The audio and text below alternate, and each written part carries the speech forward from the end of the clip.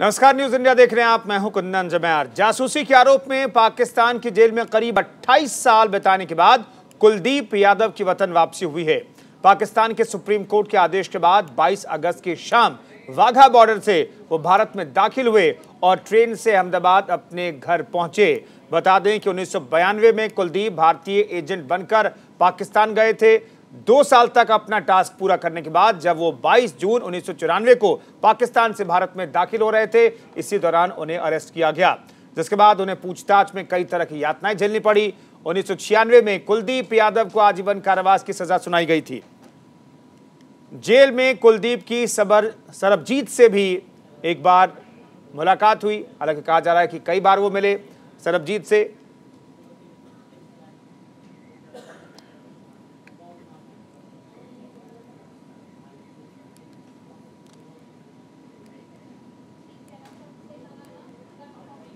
तो कुलदीप जी हमारे साथ खुद इस वक्त जुड़ रहे हैं। 28 साल के बाद उनकी वतन वापसी हुई। कुलदीप जी, स्वागत है आपका न्यूज इंडिया पर। नमस्कार। कुलदीप जी, कैसे हैं आप? बिल्कुल ठीक ठाक हूँ, ईश्वर की कृपा है कि मैं आज आप लोगों के बीच में हूँ। 28 साल के बाद आप वतन वापस लौटे हैं, परिवार से भी मुलाकात हुई। मैं ये जानना चाहता हूँ, पहली फीलिंग क्या थी जब आपने पहला कदम रखा भारत की धरती पर वाघा बॉर्डर के जरिए? जैसे नर्क से निकल के स्वर्ग में आ गया हूँ मैं। मेरा जो मेरी दिल की खुशी थी, मेरा अनुभव था, वो ये जिसको मैं शब्दों में बयान नहीं कर सकता हूँ। बेहद खुश।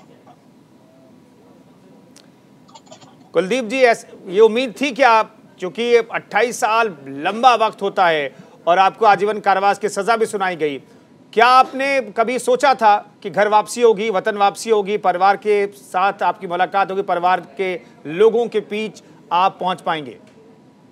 कई बार उम्मीद बनती थी और फिर उम्मीद टूटती थी, लेकिन जब उम्मीद टूटती थी तो अपने आप को मैं ऐसे ही बिल्ड करता था जैसे कोई आदमी सड़क पे चलता हुआ गिर जाए और वापस अपने आप को स्टैंड करता है और आगे चल पड़ता है। ठीक किसी प्रकार से जो मेरे एफर्ट्स थे, मेरी सोच थी अपने आप को बिल्ड करना और ईश्वर पे आस्था रखी कि मैं रिहा होकर घर जाऊंगा। तो आपको विश्वास था ये कि आप वापस घर जरूर आएंगे, अपने देश की मिट्टी को जरूर चूमेंगे? जी। और इसी विश्वास की जीत हुई है ये? सॉरी? और इसी विश्वास की जीत हुई कुलदीप यादव जी? जी सर, बिल्कुल बिल्कुल।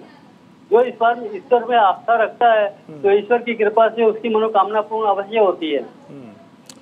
कुलदीप जी, लेकिन उन भयावह यादों को भी हम चाहते हैं कि दुनिया जाने, भारत के लोग जाने कि अगर एक व्यक्ति को गिरफ्तार किया जाता है तो वहां पर क्या सुलूक होता है। 28 साल तक आप पाकिस्तान के जेल में रहे और शुरुआत के 2-3 साल तो आप सेना के कस्टडी में रहे। उस दौरान क्या हुआ? जिस वक्त गिरफ्तार हुआ उसके बाद मुझको आर्मी के सेलों में रखा गया है और वहां पर जो टॉर्चर होता है उसका बयान कर पाना असंभव सी बात है। तरह तरह की यातनाएं दी जाती हैं, तरह तरह से मारपीट होती है और वो दौर खत्म होने के बाद फिर कोर्ट मार्शल चलता है।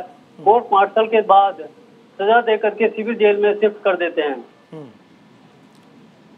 तो अब सेना की कस्टडी में कितने सालों तक रहे? टोटल में 22 जून 1994 से लेकर के 27 अक्टूबर 1996 तक रहा हूँ। इसमें से आखिरी के 9 महीने जो थे वो कोर्ट मार्शल और बाकी के पहले की जो जितने भी महीने थे वो इंटरोगेशन में। तो इंट्रोगेशन का क्या तरीका होता है? किस तरीके से आपसे पूछताछ होती है? किस तरीके से कैदियों को वहां पर रखा जाता है? और खास तौर पर भारतीय कैदियों को, अगर भारत से कोई व्यक्ति गिरफ्तार होता है तो किस तरीके से उनके साथ सलूक होता है? जहाँ तक बात आती है, गिरफ्तार होने के बाद आर्मी की कस्टडी में जब रखते हैं वहाँ पर सिंगल ही होते हैं। वहाँ पे दूसरा कोई भारतीय नागरिक नहीं होता है। अगर होता भी है तो वो बिल्कुल सेपरेट होते हैं। किसी को किसी के बारे में कोई नॉलेज नहीं होता है कि यहाँ पर कोई और है या नहीं। लेकिन जब कोर्ट मार्शल हो जाता है, कोर्ट मार्शल होने के बाद सजा दे करके सिविल जेल में भेजा जाता है, जैसे कि मुझको सेंट्रल जेल कोर्ट लखपत लाहौर में भेजा गया था। तो वहाँ पर मैं दूसरे कैदियों से मिला हूँ। वो जो आज से 28 साल पहले बहुत सारे भारतीय नागरिक थे लेकिन धीरे धीरे रिहा होते गए, नए आते गए, पुराने जाते रहे, करते करते करते लास्ट में जब मैं रिहा होके आया हूँ उस वक्त हम 30 आदमी थे। 30 में से हम 2 लोग रिहा होके आ गए थे, तो बाकी 28 लोग रह गए थे। तो ये 28 लोग किन किन आरोपों में वहां पर बंद हैं? Sorry please. ये 28 जो लोग वहां पर कैद हैं सेंट्रल हाँ। जेल में, वो किन आरोपों में बंद हैं, क्या बता सकते हैं? सर ये पाकिस्तानी, ये सिविल जेल है, इसमें पाकिस्तानी कैदी भी होते हैं और इंडियन भी, लेकिन हमारी जो बैरक है वो बिल्कुल सेपरेट है। तो आप कह रहे हैं कि भारत के जो नागरिक हैं वो चाहे किसी भी आरोप पे पकड़े गए हों, उन्हें सजा मिली हो, उनके लिए एक अलग से बैरक की व्यवस्था वहां पर की गई है? जी, एक्चुअली 2013 में सरबजीत सिंह का कत्ल होता है।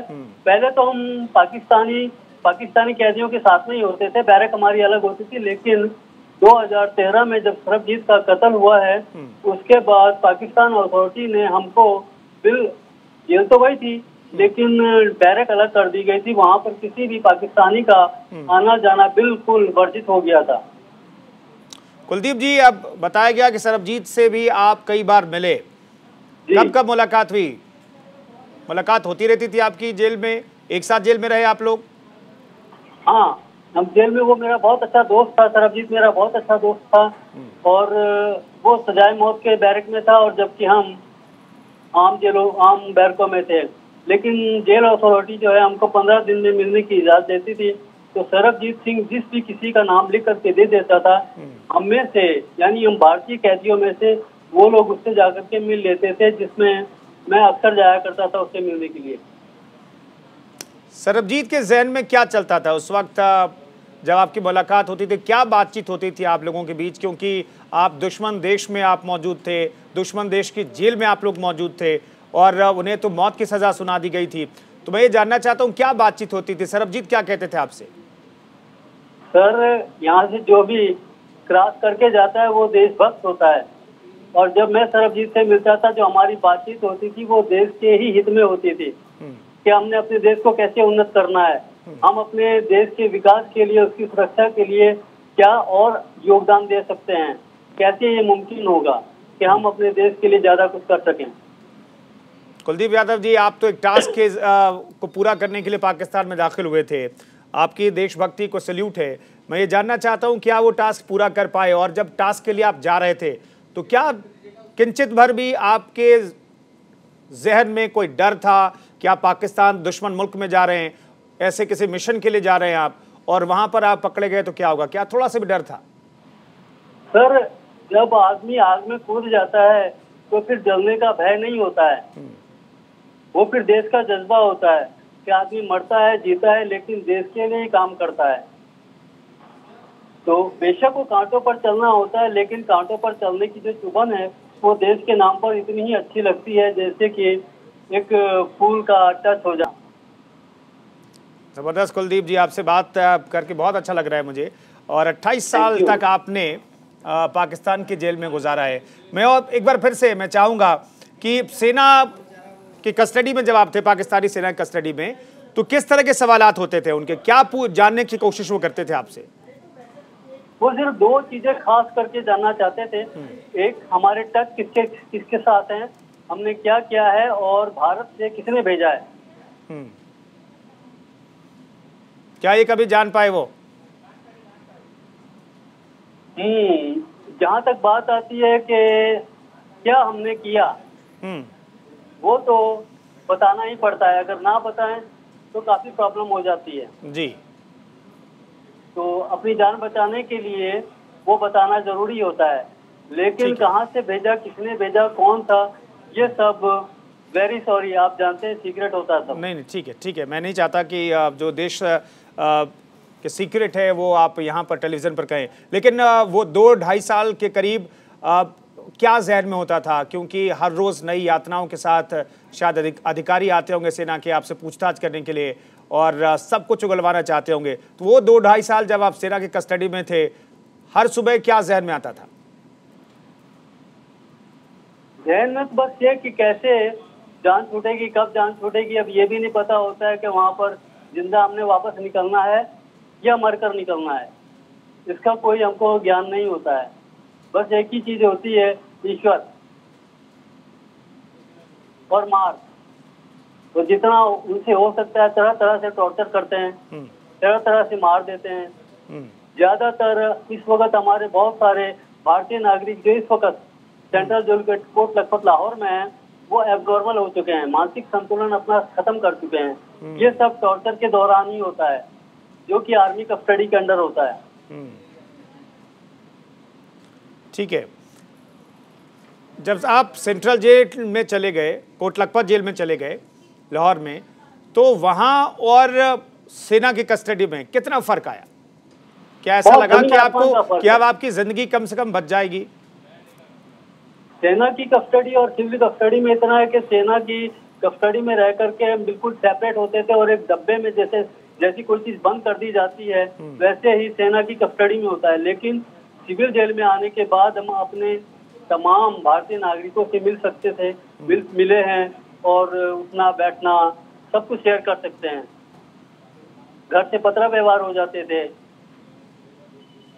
तो आप जब वहाँ सेंट्रल जेल में रहे तो आप घर वालों से संपर्क चिट्ठी के जरिए होता था? हाँ, पत्र व्यवहार होता था 2013 तक। और उसके 2013 के बाद सरबजीत हत्याकांड के बाद ये सब कुछ बंद हो गया था। ऐसा क्यों किया गया? और तो क्या आपके सही सलामत होने की जानकारी जेल अथॉरिटी की तरफ से, पाकिस्तान सरकार की तरफ से क्या आपके परिवार को मिलती रहती थी जानकारी? नहीं नहीं नहीं, बिल्कुल नहीं। हमारा हर एक प्रकार का संपर्क जो था, चाहे वो घर से, परिवार से हो या किसी और से हो, बिल्कुल खत्म कर दिया जाता है।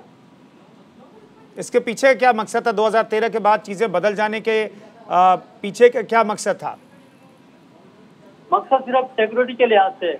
एक तो सरबजीत का कत्ल हुआ और उनके जो गवर्नमेंट का जो सोचना था ये कि शायद हमारे लिंक्स और पता नहीं कहाँ कहाँ कैसे कैसे होंगे, तो ये भारतीय जासूस है और इनके सारे जितने भी संपर्क है सब खत्म किए जाएं। सरबजीत की हत्या को लेकर के बहुत सारी बातें कही गई, लेकिन आप सरबजीत से चूंकि मिलते रहे और उनसे बातचीत होती रही, क्या कुछ बताना चाहेंगे आप? सर इतना कि बस उसका कत्ल हुआ है, क्योंकि जिस समय कत्ल हुआ है उस समय हमारी बैरक अलग थी और उसकी बैरक अलग थी। उसके कत्ल के तकरीबन 2-2.5 घंटे बाद ये हमें पता चला कि सरबजीत पर अटैक हो गया है और वो मारा गया है।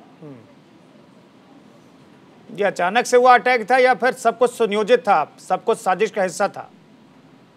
ये कहना थोड़ा मुश्किल है सर। जी कुलदीप जी, जब आप घर वापस लौटे तो क्या घर परिवार वैसा ही था? क्या बदला? जिंदगी कितनी बदल गई जब आप हिरासत में लिए गए? पाकिस्तान में 28 साल तो बहुत बड़ा अरसा होता है, क्या कुछ बदल गया? 28 साल नहीं सर, 32 साल टोटल। बिल्कुल। तो 32 साल में सब कुछ बदल गया था। जिनको मैं छोड़कर गया था, आधे लोग दुनिया से जा चुके थे। नए नए लोग जन्म लेकर के इस धरती पे मेरे परिवार में आ गए थे, भाई बहनों के बच्चे। प्लस यहाँ की जो लोकेशन है वो इतनी बदल चुकी कि यहाँ पर एक भी घर, एक भी गली पहचानना असंभव सी बात है, असंभव था। चलिए, आप अपना इलाका नहीं पहचान पा रहे थे, लेकिन लोग आपको पहचान पा रहे कि नहीं? 32 साल 34 साल बाद दोस्त थे जी, उन्होंने कुछों ने पहचान लिया, कुछों को बताया गया कि यार ये कुलदीप है। तो घर वालों ने तो पहचान ही लिया था, क्योंकि जिस वक्त वाघा बॉर्डर क्रॉस करा के मुझको भारत के हवाले किया गया, मुझको वहाँ से बॉर्डर से सॉरी जी कोई बात नहीं, बॉर्डर से पुलिस के हवाले कर दिया गया था, तहसीलदार साहब की कस्टडी में। तो वहाँ पर मेरे भाई मुझको लेने के लिए आए, इन्होंने अपनी जमानत दी और मुझको लेकर के घर आ गए। कुलदीप यादव जी, जिंदगी का एक बड़ा अरसा, आधा हिस्सा आप कह सकते हैं कि आपने पाकिस्तान में गुजार दिया, देश की सेवा करते हुए, देश के नाम टास्क पूरा करते हुए। मैं एक आखिरी सवाल पूछना चाहता हूं, अब कुलदीप यादव क्या करना चाहते हैं देश में रहकर के? अब क्या ख्वाहिश है जो आप करना चाहते हैं और आप चाहते हैं कि देश आपकी मदद करे? ये दोनों बातें हैं इसमें, जो आपने बहुत अच्छा प्रश्न किया, इसमें दोनों बातें हैं। सबसे पहली बात तो यह कि मैं एक देशभक्त हूँ और मेरे जो भी विचार हैं वो यही कि मैं ज़्यादा से ज़्यादा कैसे योगदान दूं, क्योंकि देश 1947 में आज़ाद स्वतंत्र हुआ है और स्वतंत्र होने से लेकर अब तक बहुत सारी सरकारों ने बहुत कुछ किया, लेकिन बहुत कुछ करने के बावजूद भी सब कुछ करना बाकी ही है। और उसमें भारत के हर नागरिक को चाहिए कि कुछ ना कुछ अपना योगदान दे, ताकि हमारा देश सुरक्षित हो, हमारा देश विकसित हो। इसके साथ साथ मैं ये भी कहना चाहूंगा हमारे माननीय प्रधानमंत्री श्री नरेंद्र मोदी जी से कि इतना लंबा समय में गुजार के वहां से आया हूँ, तो इस वक्त मैं टोटली आप सरकार पर निर्भर हूँ, भारत प्रशासन पर निर्भर हूँ। तो मेरे पुनर्वास के लिए वो पूरा सहयोग दे, मेरी सहायता करें, ताकि मैं अपने पैरों पे खड़ा हो सकूं। भाई बहनों पर मैं कब तक रहूंगा? मेरे पास मेरी जो चाहत है वो ये कि मैं वापस देश में रहते हुए देश के लिए कुछ कर सकूं। इसलिए जब तक सरकार मेरी मदद नहीं करेगी, मेरी सहायता नहीं करेगी, मैं कुछ भी नहीं कर सकूंगा। प्लस दूसरी बात ये कि जो हम जैसे लोग जो रिहा होके आते हैं पाकिस्तान से, उनको अगर भारत सरकार सहायता नहीं करेगी तो इसका मैसेज जो है दूसरे भारतीय नागरिकों पर बुरा जाएगा। और ये जो बुरा प्रभाव जाता है उससे कोई भी, हर किसी के दिल के अंदर जो देश की भावना है, जो देश सेवा करने का जज्बा होता है, उसमें अभाव आ जाता है। तो सरकार से मेरी ये प्रार्थना है, विनती है कि हर प्रकार से मेरी सहायता करें। बिल्कुल कुलदीप यादव जी, शुक्रिया न्यूज़ इंडिया से बातचीत करने के लिए। आपसे बातचीत करके बहुत अच्छा लगा। आपने देश की सेवा एक तरीके से पाकिस्तान की जेल में रहते हुए की है, क्योंकि आप देश का टास्क पूरा करने के लिए पाकिस्तान में गए थे एक मिशन के लिए। बहुत बहुत शुक्रिया न्यूज़ इंडिया से बातचीत करने के लिए।